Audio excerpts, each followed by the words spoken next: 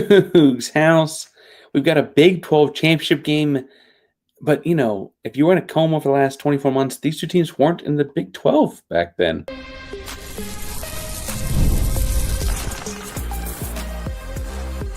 You are Locked On Coogs, your daily podcast on the Houston Cougars, part of the Locked On Podcast Network, your team every day. Welcome to Locked On Coogs, a podcast about your Houston Cougars. This late night short edition is all for you, the fans. Now that we know who Houston will be playing in the Big 12 championship game, I'm your host of Locked On Coogs, Parker Ainsworth, and it is official. Houston will play Arizona in the Big 12 title game. That game between Arizona and Texas Tech just wrapped up. Arizona won that game pretty convincingly. Texas Tech a little shorthanded, 86-80. Tech cut it to 4 and 5 and stuff like that a couple of different times. But ultimately, Arizona kind of fended them off. Caleb Love started off hot. He outscored Texas Tech like the first 8 or 12 minutes. I forget which timeout that was when that happened exactly, but he started off hot, and Texas Tech never really got over the hump there. Texas Tech, like I mentioned, was injured. We also heard during the telecast that JT Toppin, Big 12 Player of the Year for them, was like over on the side puking or something. And so, well, I'm sure we'll hear about that as Houston fans as how they weren't up to full snuff, and that was really the problem at some point down the line. Arizona wins this one 86-80. And they're a little bit different than the team that Houston played when these two teams met up about a month ago at this point. Houston won that first matchup 62-58. Houston actually down for most of or a lot of that game. If you remember that the game exactly, Terrence Arsenault was in starting line, kind of had his offense going.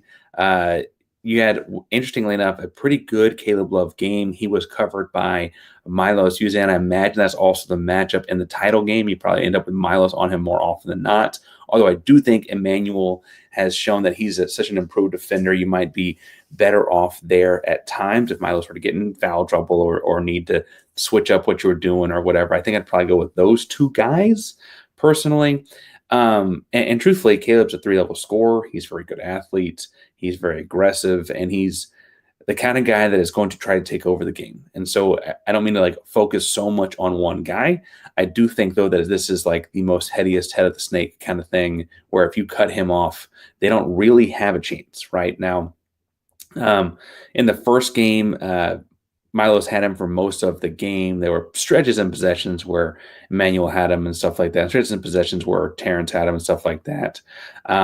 But Houston was down for a lot of this game. Houston was down at half. And then about 6 minutes left, LJ Cryer hit a 3 to take the lead, and Houston never looked back. It was like he hit the 3, they got to stop. They came down, he hit another 3, got to stop. Again, he gets a nice assist. Somewhere in there, he hits a mid-range jump shot. That gamer right there. That was it in the first matchup. I do think that you can see some more guard dominance out of this than we did here in the post game from Kelvin. You can go check that out from the Houston Athletic page on YouTube. They always post those, right? It does sound like Jawan's officially out tomorrow as well.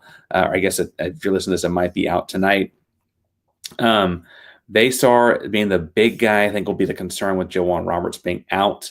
Joshua Tugler had 4 fouls the first time these two teams played. Javier Francis had 3 fouls the first time these two teams played.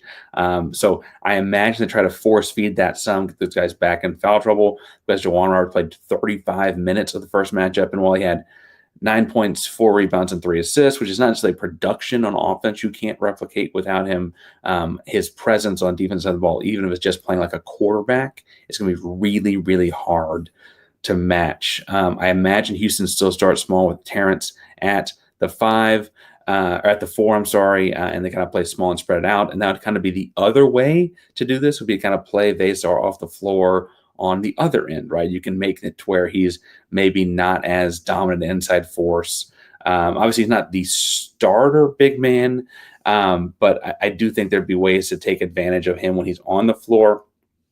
And then you're going to need something like the way Malik in the semifinal game had 13 rebounds. You're going to need those kind of performances, rebound the ball from your guards. Now, I think Emmanuel's up for it. I think Malik is obviously up for it. I think Terrence is up for it.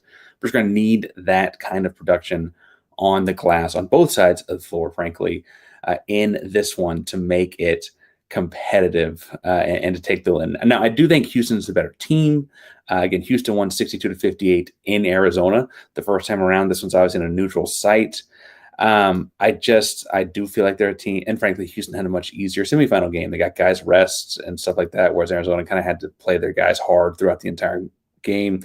The one thing I'm worried about is that when Houston goes small, part of the goal of that is to exploit matchups, because you can, make them pay on offense, and you're hoping to kind of outscore. And then Houston also makes up for it because they have crazy speed and length on the other end, right? So they kind of have best of both worlds, with Terrence Arsenal being the kind of guy he has defensively, Malik, et cetera, right? The kind of matchup problem, and I know if you remember the previews for the first game, I love this guy, not just because he's a Texan, but because I think he's the kind of guy that would fit very well in Kelvin Sampson's system as a Houston Cougar too, and that's KJ Lewis. KJ Lewis is an interesting perimeter player in this one for Arizona. He gets 28, 30 minutes a night. He's not like a guy that doesn't play a lot, but he does come off the bench. I thought he was older. He's just a sophomore.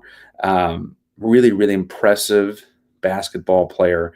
He's 6'4", about 210, 215, plays on the perimeter. And for what it's worth, I think like Kelvin Sampson level coaching, not that Tommy Lloyd's a bad coach, but Kelvin Sampson level coaching could turn this guy into like a Lou Dort type of NBA player. I mean, Kelvin does really well with these kind of hybrid types, and KJ Lewis is the hybridiest of hybrid types, right?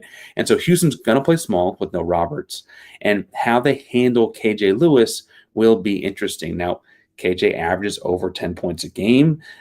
He shoots it pretty efficiently from the field. He's not necessarily like a crazy deep ball 3-point threat or anything like that. At least not this season. I guess I'm looking at it as like year by year. He did shoot better his freshman season from out there, but on less attempts, which now means knock on wood because he'll make a bunch of threes because I said that, right? I got people in the comments saying that they're happy Arizona won and going to be strong on the glass of the big guys that they've got down low. And I think that's probably the most fair assessment of this one. I think Houston wins a close competitive one. I think this one feels closer to that like Colorado, like Houston can't ever quite pull away because Arizona's got something going on here. I will say that it's Caleb Love can go high and low, and so he just had a pretty big night on Friday. It would frankly be kind of the classic like regression to the mean for him to have a lesser night on Saturday. I also, as I said in the post-game show for the Houston game, feel very confidently that Emmanuel Sharp is like playing with that chip on his shoulder from getting another honorable mention. He got honorable mention as a sophomore in all Big 12. He got honorable mention again as a junior this year. And I'm sure if you asked him in a moment of honesty, he'll be very, nice and humble about it and just be appreciative. But if you got him in an honest moment, the competitor that guy is, I'm sure he's like, if I just didn't get hurt, I'd at least have been third team, maybe second team, because Emmanuel plays like that when he's healthy. And I want to see him kind of continue to perform and dominate in that way. I also want to see JoJo Tugler dominate the glass. He was pretty clean as far as fouls, stuff like that go on Friday night. And so I want to see the same kind of thing going into Saturday. And then frankly, in going back and watching some Arizona stuff at halftime of the Arizona Tech game, when it kind of felt like it might be an Arizona win, just because they were just the more complete team on Friday, I had kind of forgotten that was a good Terrence game. Terrence had 15 points. I mean, he banked a three. He had a couple middies. He took over a couple different times. Can Terrence get back to that in this one? Be great. Sounds like he might have gotten kicked in the leg again, but not the kind of thing that's going to keep him out of a game.